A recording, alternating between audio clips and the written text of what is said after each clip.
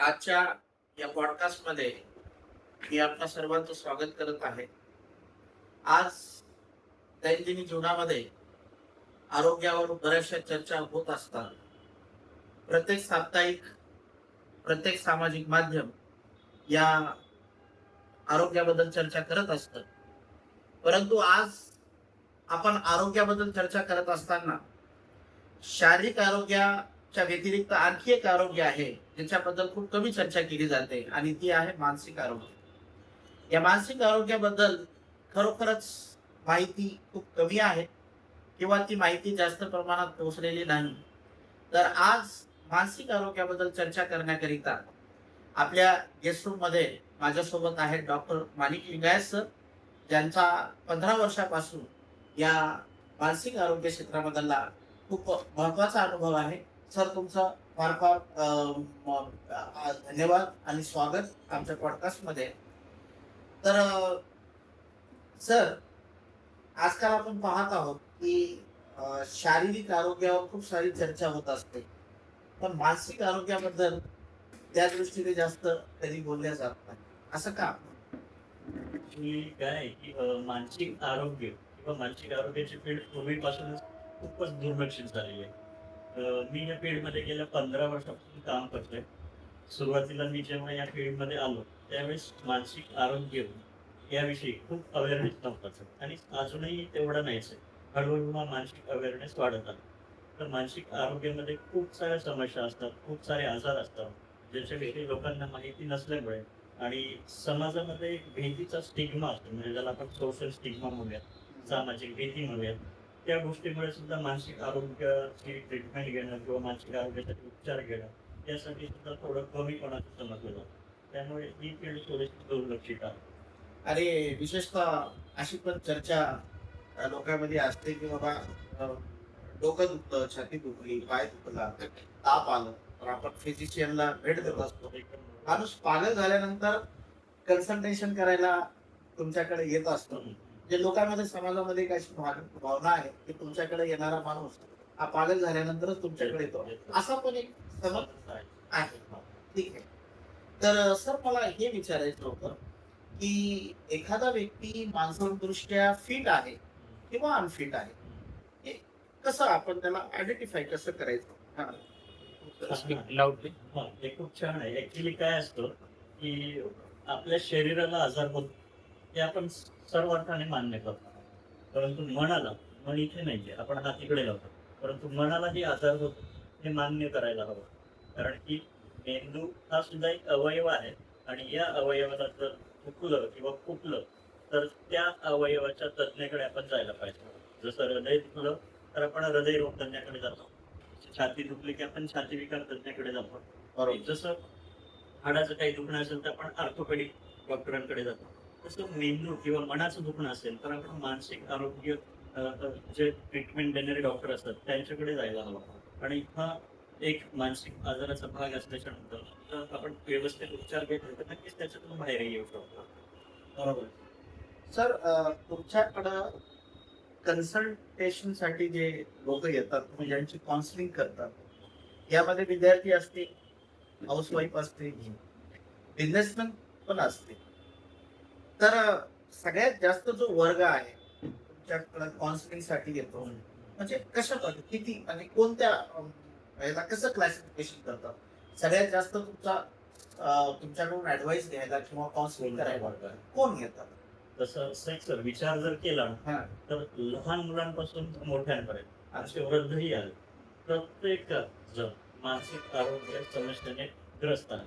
Yes. छोटी समस्या असेल किंवा मोठी असेल आणि प्रत्येकाला ट्रीटमेंटची गरज आहे. का गरज आहे? कारण की हा विषय आधीच दुर्लक्षित आहे आणि जेव्हा स्वतः मानसिकदृष्ट्या व्यक्ती अस्वस्थ होतो, हा. तेव्हा जर त्याला कळालं की ह्या डॉक्टरांकडे जाऊन ट्रीटमेंट घेतली तर आपला आजार बरा होऊ शकतो, तेव्हा ते इथे येतात. वर्गाला असा स्पेसिफिक नाहीये. लहान मुलांपासून मोठ्यांपर्यंत सगळ्या फील्डमधले पेशंट्स असतात.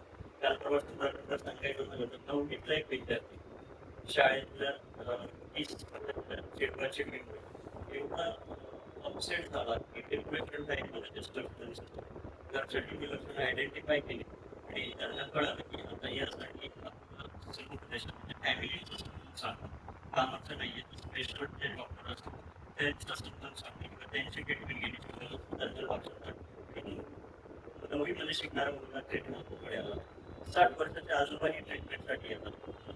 त्यांना निद्रा नसते, त्यांना एकलकोंडेपणा असते, त्यांना वेगवेगळ्या ज्या काही वृद्धापकाळातल्या स्मृतिभ्रंशाच्या समस्या असतात तसं छोट्या गटापासून तर मोठ्या गटात सगळ्याच वयोगटातले रोज वेगवेगळे रुग्ण असतात.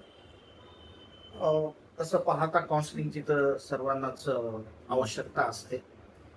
परंतु प्रॉब्लेम असा असतो सर की एखाद्या व्यक्तीला काउन्सिलिंगची आवश्यकता आहे. हे पालकांनी किंवा संबंधित व्यक्तींनी कसं ठरवायचं? ते तुमच्याकडे यायची आवश्यक इन्व्हेस्टमेंट बँकमध्ये डिस्टर्बन्स घरच्याची लक्षणं आयडेंटिफाय केली आणि त्यांना कळलं की आता यासाठी समुपदेशन म्हणजे फॅमिलीचं सांगा, कामाचं नाहीये, स्पेशल जे डॉक्टर असतात त्यांचं समजून सांगणे किंवा त्यांची ट्रीटमेंट घेण्याची गरज त्यांच्या लक्षात नववीमध्ये शिकणारा मुलगा ट्रीटमेंटकडे आला 60 वर्षाच्या आजोबाही ट्रीटमेंटसाठी येतात. त्यांना निद्रा नसते, त्यांना एकलकोंडेपणा असते, त्यांना वेगवेगळ्या ज्या काही वृद्धापकाळातल्या स्मृतिभ्रंशाच्या समस्या असतात तसं छोट्या गटापासून तर मोठ्या गटात सगळ्याच वयोगटातले रोज वेगवेगळे रुग्ण असतात. तसं पाहता काउन्सिलिंगची तर सर्वांनाच आवश्यकता असते. परंतु प्रॉब्लेम असा असतो सर की एखाद्या व्यक्तीला काउन्सिलिंगची आवश्यकता आहे. आणि त्यांना कळलं की आता यासाठी समुपदेशन म्हणजे फॅमिलीचं सांगा, कामाचं नाहीये, स्पेशल जे डॉक्टर असतात त्यांचं समजून सांगणे किंवा त्यांची ट्रीटमेंट घेण्याची गरज त्यांच्या लक्षात नववीमध्ये शिकणारा मुलगा ट्रीटमेंटकडे आला 60 वर्षाच्या आजोबाही ट्रीटमेंटसाठी येतात. त्यांना निद्रा नसते, त्यांना एकलकोंडेपणा असते, त्यांना वेगवेगळ्या ज्या काही वृद्धापकाळातल्या स्मृतिभ्रंशाच्या समस्या असतात तसं छोट्या गटापासून तर मोठ्या गटात सगळ्याच वयोगटातले रोज वेगवेगळे रुग्ण असतात. तसं पाहता काउन्सिलिंगची तर सर्वांनाच आवश्यकता असते. परंतु प्रॉब्लेम असा असतो सर की फॅमिलीचं सांगा, कामाचं नाहीये, स्पेशल जे डॉक्टर असतात त्यांचं समजून सांगणे किंवा त्यांची ट्रीटमेंट घेण्याची गरज त्यांच्या लक्षात नववीमध्ये शिकणारा मुलगा ट्रीटमेंटकडे आला 60 वर्षाच्या आजोबाही ट्रीटमेंटसाठी येतात. त्यांना निद्रा नसते, त्यांना एकलकोंडेपणा असते, त्यांना वेगवेगळ्या ज्या काही नववीमध्ये शिकणारा मुलगा ट्रीटमेंटकडे आला 60 वर्षाच्या आजोबाही ट्रीटमेंटसाठी येतात. त्यांना निद्रा नसते, त्यांना एकलकोंडेपणा असते, त्यांना वेगवेगळ्या ज्या काही वृद्धापकाळातल्या स्मृतिभ्रंशाच्या समस्या असतात तसं छोट्या गटापासून तर मोठ्या गटात सगळ्याच वयोगटातले रोज वेगवेगळे रुग्ण असतात. तसं पाहता काउन्सिलिंगची तर सर्वांनाच आवश्यकता असते. परंतु प्रॉब्लेम असा असतो सर की एखाद्या व्यक्तीला काउन्सिलिंगची आवश्यकता आहे. हे पालकांनी किंवा संबंधित व्यक्तींनी कसं ठरवायचं? ते तुमच्याकडे यायची आवश्यकता आहे. ते कसं ओळखायचं? समुपदेशन आणि मानसिक आजार आणि ट्रीटमेंट हे 3 वेगवेगळे पार्ट आहेत. समुपदेशन कुणीही घेऊ शकतो. जो व्यक्ती स्वतःला स्ट्रेसफुल समजतो, जो व्यक्ती भावनिकदृष्ट्या अस्थिर आहे, ज्या व्यक्तीच्या दैनंदिन जीवनामध्ये काही ना काहीतरी भावनिक, वर्तणूक किंवा मानसिक समस्या आहेत, ते व्यक्ती समुपदेशन घेऊ शकतात. मानसिक आजार आणि ट्रीटमेंट हा वेगळा पार्ट. मानसिक आजारामध्ये काय होतं की जेव्हा लक्षणांबरोबर शारीरिक लक्षणं, निद्रानाश, जेवणावर परिणाम, अटेन्शन आणि कॉन्सन्ट्रेशनमध्ये परिणाम असे वेगवेगळे लक्षणं. मानसिक आजाराची लक्षणं आपण थोडे पुढे सविस्तरपणे डिस्कस करू. परंतु जेव्हा दिसतील त्यावेळेस ट्रीटमेंटचा पार्ट राहतो. म्हणून समुपदेशन मानसिक, भावनिक आणि वर्तणुकीच्या समस्यांसाठी कुणालाही घेता येतं. ट्रीटमेंट मात्र ज्यांना मानसिक विकार झालाय अशाच लोकांना आवश्यक असतं. सर पर्टिक्युलर लेवलला म्हणजे वर्तनात अचानक बदल होतो व्यक्तीच्या. तेव्हा त्याला वाटतंय की मला समुपदेशन घेणं गरजेचं आहे. बरोबर. म्हणजे तुमच्याकडे येऊन काउन्सिलिंग करण्यात बरोबर. आवश्यकता आहे. किंवा मग त्याचा जो एखादा फोबिया म्हणजे हे जे मानसिक आजार आहेत म्हणजे जसं तुम्ही आता विषय काढला डिप्रेशनचा, अँझायटीचा, तर हे जे आहे डिप्रेशन, एन्झायटी, स्ट्रेस, म्हणजे या लेवलला म्हणजे याला तुम्ही कसं डिफरन्शिएट करताल की एन्झायटी आणि डिप्रेशन आणि स्ट्रेस या तिन्हीचा संबंध कसा आहे? ऍक्च्युली दैनंदिन जीवनामध्ये प्रत्येकालाच काही ना काहीतरी ताण, तणाव, चिंता, निराशेची भावना निर्माण होते. परंतु तो आजार कधी समजला जातो, तर जनरली सायकॅट्रिस्ट किंवा आम्ही सायकोलॉजिस्ट लोक DSM-5 हे एक क्लासिफिकेशन आहे, अच्छा. ज्याच्यामध्ये की मानसिक आजाराचं वर्गीकरण केलेलं आहे. त्या वर्गीकरणाच्या आधारे लक्षणांचा समूह आहे आणि त्या लक्षणांमधली विशिष्ट लक्षणं विशिष्ट कालावधीसाठी जर दिसली तरच आपण त्या व्यक्तीच्या लक्षणांना मानसिक आजाराचं लेबल लावू शकतो. अन्यथा आपल्याला ते लेबल न लावता तो फक्त मानसिकदृष्ट्या अस्थिर आहे, भावनिकदृष्ट्या अस्थिर आहे किंवा मानसिकदृष्ट्या अपसेट आहे असं आपण त्यांना म्हणू शकतो. मानसिक आजाराचं निदान होण्यासाठी ड्युरेशन म्हणजे कालावधी, लक्षणांचा समूह म्हणजे जास्तीत जास्त लक्षणं आणि अनुवंशिकता, काही वेळेस कधी कधी वेगवेगळ्या psychological assessment test, mental status examination हे सगळं केल्याच्या नंतरच एखाद्या व्यक्तीला मानसिक आजार झालाय की नाही झालाय हे ठरवता येतं. आता गोष्ट जशी फिट राहण्याबद्दलची आहे की आज फिटनेसचा जो ट्रेंड आहे तो समाजात बऱ्यापैकी वाढलेला आहे. लोक अगोदर फिटनेस बद्दल तेवढी चर्चा व्हायची नाही. खुल्या प्लॅटफॉर्मवरती आज फिटनेस बद्दल बोलले जात. तर फिट राहण्यासाठी जशी जिमची आवश्यकता आहे, चांगल्या डाएटची आवश्यकता आहे, हे फिजिकल फिटनेस आहे. आणि मेंटल फिटनेस साठी आता जसं मला फिजिकल फिटनेस बद्दल माहिती आहे की मला जर फिटनेस करायचा असेल तर मी जिम जॉईन करेल, चांगला डाएट घेईन, राईट. राईट. आता मेंटल फिट एखाद्या व्यक्तीला जर राहायचं असेल तर त्यानं काय करावं? शेख सर तुम्ही जे इकडे सुद्धा बघतो. ऍक्च्युली शेख सर तुम्ही जे फिजिकल फिटनेसची संकल्पना सांगितली Yes. ते सगळ्यांना माहिती, परंतु मानसिक फिटनेससाठी काय करायला पाहिजे हे आपल्याला नाही माहिती. येस. तुम्ही परभणी सारख्या शहरामध्ये कुठेही जा, फिजिकल फिटनेससाठी जिम आहे. जिम. ब्रेनच्या किंवा मेंदूच्या फिटनेससाठी काही आहे का? नाही.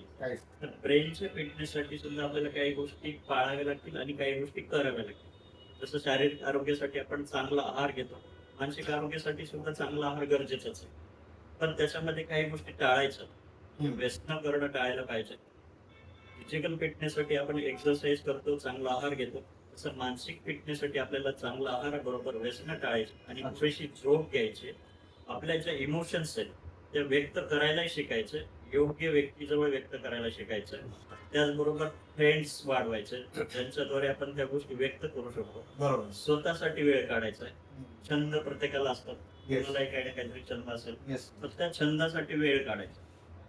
आपण आपल्या दैनंदिन जीवनामध्ये एवढं अडकतो हा. की माझे छंद काय होतं तेच विसरून जातो. तुम्ही तुमच्या छंदासाठी किती वेळ देता हे आत्मपरीक्षण केल्यावर लक्षात येईल की आपण ह्या गोष्टींमुळे थोडंसं मानसिकदृष्ट्या अस्थिर होते.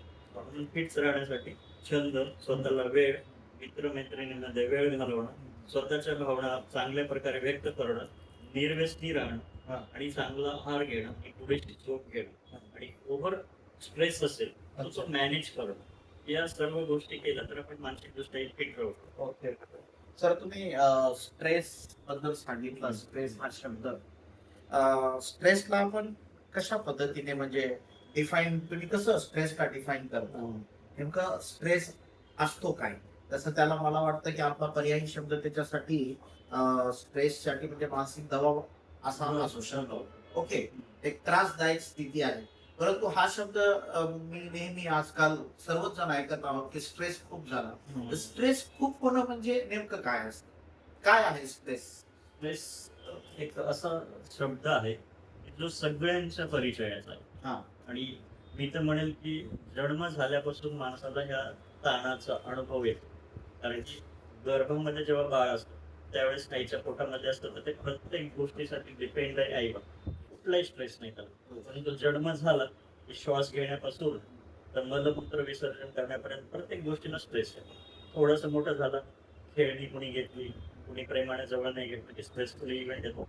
शाळा आली, अभ्यास, होमवर्क, आवडत्या गोष्टी करण्यापासून पालकांचं प्रतिबंधत्व, या सगळ्या गोष्टीचा स्ट्रेस.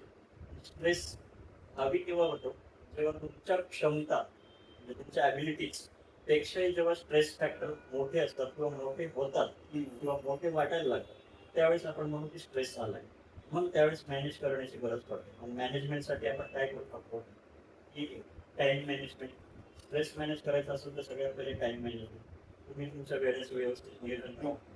बऱ्याचशा स्ट्रेस फॅक्टर्स मध्ये आपल्याला इतरांची हेल्पही घ्यावी लागते प्रॉब्लेम सॉल्व्हिंग करण्यासाठी. मोठ्यांची मदत घ्या, गायडन्स घ्या. आणि एवढं सगळं करूनही जर तुमचा स्ट्रेस कमी होत नाही आणि त्याचे परिणाम तुमच्या शरीरावर होत आहेत अशा वेळेस मात्र मग मानसिक आरोग्य क्षेत्रातले समुपदेशक सायकॅट्रिस्ट यांची सुद्धा मदत घ्यायला पाहिजे. सर, शारीरिक एखादा आजार झाला की तो व्यक्तीच्या चटकन लक्षात येतो. माझं डोकं दुखतंय मला चटकन लक्षात येतो. ओके. मानसिक आजार कसा ओळखायचा? म्हणजे याच्यात तर काही सिम्पटम्स नाही. म्हणजे नेमका मला एखाद्या प्रकारचा एखादा काहीतरी मला आहे प्रॉब्लेम, सायकोलॉजिकल प्रॉब्लेम आहे, पण मी अवेअर नाही त्याबद्दल. तर मला वाटतं की बाबा असं वाटतही असं नाही वाटतही असं, पण मला प्रॉब्लेम आहे हे मी ओळखायचं. कसं ओळखायचं? सायकॅट्रिस्ट किंवा सायकोलॉजिकल किंवा हा जो प्रॉब्लेम किंवा आजार झालाय ते ओळखायचं कसं? हा. तर सगळ्यात पहिले तर आपली लक्षणं जी नॉर्मल व्यक्तींची असतात त्याच्यापेक्षा वेगळी व्हायला लागतात. म्हणजे आपण आधी नॉर्मल कसे वागत होतो म्हणजे वागण्यात बदल. ओके. आपण आधी भावनिकदृष्ट्या कसे होतो म्हणजे भावनेत बदल. आपली रोजची दिनचर्या त्याच्यामध्ये जेवण आहे, मित्र मैत्रिणी आहेत, मिक्सवण आहे, काम आहे, झोप आहे, या सगळ्यांवर परिणाम होतो. म्हणजे तुमच्या एकूण एक गोष्टीवर जर परिणाम होतोय तर तेव्हा काही ना काहीतरी मानसिकदृष्ट्या प्रॉब्लेम सुरू झाला असं ओळखायला पाहिजे. तर जरी एवढं जरी कळालं तर स्पेशल डॉक्टरकडे किंवा समुपदेशकाकडे गेल्याच्या नंतर ते ठरवतील की तुम्हाला कोणता मानसिक आजार आहे की नाही. मानसिक आजार आपल्याला परिचित आहेत. चिंता रोग, डिप्रेशन, तुम्ही ऐकलेले असतील तर स्किझोफ्रेनिया, हा. Bipolar disorder, OCD, Yes. हे वेगवेगळे मानसिक आजार आहेत. येस. DSM-5 नुसार 350 प्रकारचे मानसिक आजार आहेत. 350 प्रकारच्या मानसिक आजारापैकी कॉमन मॅनला कोणते माहिती आहे? तेच डिप्रेशन, एन्झायटी, Anxiety. निद्रानाश, येस. एखाद्या वेळेस स्किझोफ्रेनिया, या. ओसीडी. या. प्रोक्रास्टिनेशन. बस एवढ्याच गोष्टी माहिती. एवढ्या प्रकारचे मानसिक आजार आहेत. चर्चाच होत हा. नाही त्याच्याबद्दल. जेव्हा मला काहीतरी प्रॉब्लेम आहे ते जरी कळालं हा. आणि एका स्पेशल व्यक्तीकडे गेलो हा. तर ते ठरवतील की तुम्हाला कोणत्या प्रकारचं मानसिक आजार आहे. त्याला समुपदेशन द्यायचं, त्याला ट्रीटमेंट द्यायची का आणखीन काय करायचं ते त्यांच्या आजारानुसार ते ठरवते. सर, बऱ्याच वेळेस असं पाहण्यात येतं की एखाद्या व्यक्तीला स्ट्रेस झाला मग सिगरेट ओढतो किंवा लोक जास्तीत जास्त व्यसन म्हणजे व्यसन आणि त्याचं मानसिक स्वास्थ्य याचा काही संबंध असतो का? व्यसन आणि मानसिक स्वास्थ्याचा काही संबंध आहे का? 100% आहे. हा. म्हणजे काय आहे की स्ट्रेसला जनरली 3 प्रकारचे रिएक्शन आपण देतो. ओके. फ्रीज, फ्लाईट आणि फाईट. हा. म्हणजे एखादा स्ट्रेस येतो त्यावेळेस व्यक्ती एक लपून बसतो, फ्रीज, त्याच्यानंतर फाईट करतो, बरेचसे जण भिडतात, त्याला फेस फेस करतात, आणि तिसरं आहे फ्लाईट, पळून जातात. तर त्यापैकी जी सिगारेट स्मोकिंग, ड्रिंकिंग, त्या स्ट्रेसला दिलेले रिॲक्शन आहे की स्ट्रेस कमी झालाय असे फिलिंग स्मोकिंग मधून येत आहे किंवा ड्रिंकिंग मधून येते. आणि मोबाईलच्या स्क्रीन टायमिंगला आपण व्यसन म्हणू शकतो का? हो, ऍक्च्युली मोबाईलचा जर स्क्रीन टायमिंग तुमच्या रोजच्या जगण्यामध्ये अडथळा आणतोय, तो वाढतोय, तुमच्या झोपेवर परिणाम करतोय, तर ह्याला सुद्धा मोबाईल ऍडिक्शन म्हणतात. आणि त्याच्यासाठी पुण्यामध्ये डी ऍडिक्शन सेंटर सारखं मोबाईल ऍडिक्शन साठी डी ऍडिक्ट करणारं सेंटरही सुरू झाले. अच्छा. हे आता हे पण एक नवीन एक मानसिक रोग आता तयार व्हायला लागले. इंटरनेट ऍडिक्शन DSM-6 मध्ये ऍड होणारा आजार आहे. कारण की इंटरनेट ऍडिक्शन मुळे तुमचं ब्रेन टोटली इन्व्हॉल्व आहे त्याच्यामध्ये. म्हणजे ब्रेन मध्ये काय आहे, ब्रेन मध्ये हार्मोन्स आहेत, सेरोटोनिन आहे, डोपामाइन आहे, नॉरपेनेफ्रेन आहे. तर हे हार्मोन्स काय होतात त्या ब्रेनच्या याच्या कंटेंटमुळे, जसं की सोशल मीडियावरती खूप सारं कंटेंट आहे. ओके. पण त्याच्यामध्ये एंटरटेनिंग आहे, त्याच्यामध्ये क्रिमिनल टाईपमध्ये आहे, त्याच्यामध्ये वेब सिरीज आहेत, त्याच्यामध्ये फोन आहेत. ह्या सगळ्या गोष्टीला ऍडिक्ट कोण होतं? मेंदू. आणि त्याचा परिणाम त्या हार्मोन्सवर होतो आणि त्या टाईपची मानसिक आजाराची लक्षणंही निर्माण व्हायला लागतात. सर, हे पण बऱ्याच गोष्टी ऐकण्यात येतात की डोपामिन असतं, सेरोटोनिन असतं. तर हे काही हार्मोन्स आहेत बॉडीमध्ये सिक्रेट होत असतात, याबद्दल काही माहिती देता येईल? हो. बॉडी असतात. हा, आपलं ब्रेन म्हणण्यापेक्षा आपलं पूर्ण शरीरच 75% पाण्याने बनलेलं आहे. पाण्याला सायंटिफिक भाषेमध्ये आपण हार्मोन्स. ओके. शरीरामध्ये हार्मोन्स आहेत, शरीरातल्या हार्मोन्स नाव आपल्याला माहिती आहे. Yes yes. इन्शुलिन एक हार्मोन्स आहे, रक्त एक हार्मोन्स आहे. तसं मेंदूमध्ये आता तुम्ही जी नावं घेतलेली डोपामाइन, सेरोटोनिन, नॉरएपिनेफ्रिन, ही सगळी हार्मोन्स आहेत. अच्छा. आणि हे मेंदूचं संदेश वहनाचं काम करतात. अच्छा. त्याला दुसरा चांगला शब्द आहे न्यूरो ट्रान्समीटर. ओके. हा, तर हे न्यूरो ट्रान्समीटर्स आपले संदेश वहनाचं काम करतात. आणि ह्या निष्क्रिय कधी होतील किंवा इम्बॅलन्स कधी होतील, तर त्याच्यासाठी 3 कारण आहेत.